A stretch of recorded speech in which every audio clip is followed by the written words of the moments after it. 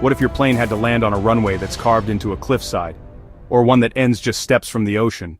What if the only thing between you and disaster was the pilot's skill and a bit of luck? Welcome to the world of aviation's most dangerous airports. In this video, we'll take you on a journey to 5 airports where every landing is a white-knuckle challenge, where strong winds, short runways, and unpredictable terrain push even the best pilots to their limits. These aren't just risky, they're real, operating airports with daily flights. And some of them, you've probably never even heard of. You'll discover how one airport forces pilots to fly blind, without radar, through narrow valleys between mountains. You'll learn why another has a runway so short, there's no room for error, and no second chance to try again. And if you think all this sounds terrifying, wait until you hear what happens when jets land just meters above beachgoers' heads. So buckle up, this isn't just a list, it's a journey into the edge of aviation.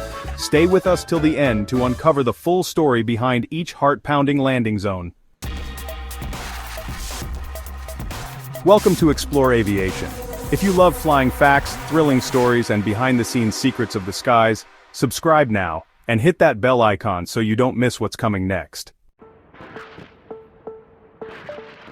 Before we talk about the famous beachside runways or high-tech international hubs, let's start where the air is thin, the mountains are unforgiving, and every landing is a gamble. Welcome to Lukla, officially known as Tenzing-Hillary Airport. This tiny airstrip sits at the edge of the Himalayas, serving as the gateway to Mount Everest. But make no mistake, this is no ordinary airport. The runway? It's only 527 meters long. That's barely enough for a small plane to land or take off. And to make things even more intense, it's built on a 12% incline, sloping uphill like a ski ramp in reverse. Pilots rely on that slope to slow down quickly, there's no room to coast. The airport is perched at 2,860 meters above sea level. That high altitude thins the air, which makes engines less powerful and wings less effective. It's harder to lift off and harder to slow down. Now picture this. Jagged peaks surround the airport on all sides. There's only one way in and one way out. If a pilot misses the approach, there's no go around, no second try. It's either land it right or don't land at all. And if the mountains weren't enough, the weather in Lukla can shift in minutes. Clear skies can suddenly turn into fog, wind, or storms. Flights are often delayed, cancelled, or rerouted at the last second. Still, dozens of planes land here every week, carrying trekkers, locals, and supplies. It's not just daring, it's necessary. No wonder many call this the most dangerous airport in the world. Before we talk about the beaches and islands, let's head to the heart of Central America, where one airport turns every landing into a high-stakes maneuver. This is Toncontin International Airport, right in the middle of Tegucigalpa, the capital of Honduras. The runway here is about 2,163 meters long. That might sound decent, until you realize it's meant for large commercial jets. And those jets have to come in steep, really steep. Why? Because Toncontin is surrounded by mountains. Planes can't just glide in on a smooth, straight path. Pilots have to dive down through a narrow valley, then make a sharp turn just before lining up with the runway. It's a risky, dramatic descent that leaves no room for error. And the danger doesn't stop in the air. The airport is notorious for sudden gusts of wind and violent turbulence. Even on a clear day, strong crosswinds can hit without warning, pushing planes off course during the final moments of landing. Combine all that with a short runway, and you've got one of the most dangerous commercial airports still in operation. And yes, this place has a history. In 2008, a commercial jet overran the runway, crashing into a busy street just beyond the airport. Sadly, lives were lost, and the event became a grim reminder of just how unforgiving this approach can be. Before we talk about the calm Caribbean sunsets, picture a beach where jumbo jets roar just overhead. This is Princess Juliana International Airport on the island of St. Maarten.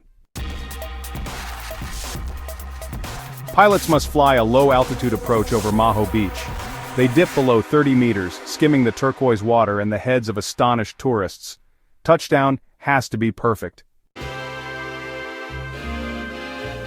There's little extra pavement, so brakes and reverse thrust work overtime. Any delay and the sea waits at the far end. The danger flows both ways. When jets power up for takeoff, the jet blast can hurl beachgoers toward the fence. Signs warn visitors, yet many still cling to the barrier for that surge of exhaust and sand. Few airports mix leisure and heavy metal like this one. Here, sunbathing collides with aviation and every landing becomes a spectacle etched into memory. Before we talk about the modern airports filled with flashing instruments and automated landings, let's travel to a place where flying still depends on the pilot's eyes and instincts. This is Paro International Airport, hidden deep in the Paro Valley of Bhutan. Snow-covered peaks surround it, some rising more than 5,500 meters high. Pilots must rely completely on visual flight rules even when clouds drift low and visibility fades. It's like flying blind through a maze of mountains, with no second chances. To land at Paro, a pilot has to weave through narrow valleys, banking sharply between ridges and hills, often with just meters to spare on either side. Only a small number of pilots in the world are certified to fly into this airport. Training is intense, precision is everything. Even in perfect weather, this approach demands absolute focus and steady hands. There are no autopilot options, no ILS systems, just a cockpit, a valley, and the skill of the one flying. Before we talk about the busy terminals and long international runways, let's head to the French Alps, where landings feel more like precision stunts than standard procedure. Welcome to Courchevel Altiport, a tiny airstrip nestled high above sea level, serving one of the world's most exclusive ski resorts. The runway here is just 525 meters long. That's shorter than some aircraft carriers, but what makes it even more extreme is the 18.5% slope, the steepest gradient of any paved runway in the world. Landings are made uphill, helping slow the aircraft fast. But that slope also means there's no room to abort the approach. Once the plane begins its descent, there's no go-around. It's land or don't even try. Surrounding terrain makes maneuvering tight, especially in snowy weather. Ice and snow often coat the runway, and strong mountain winds can knock planes off course in seconds. To make things even more challenging, Courchevel offers no instrument landing system. It's a visual approach only, requiring pilots to rely entirely on sight, even when fog or low clouds hang heavy over the Alps. It's the kind of place where only specially trained pilots are allowed to fly, and where every landing feels like threading a needle, with skis strapped to your back. Before we talk about the next incredible airport or aviation story, let's take a moment to think about what we've just explored.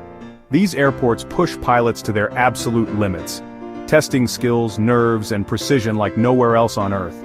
Flying into any one of them is more than a routine trip. It's a challenge few can master.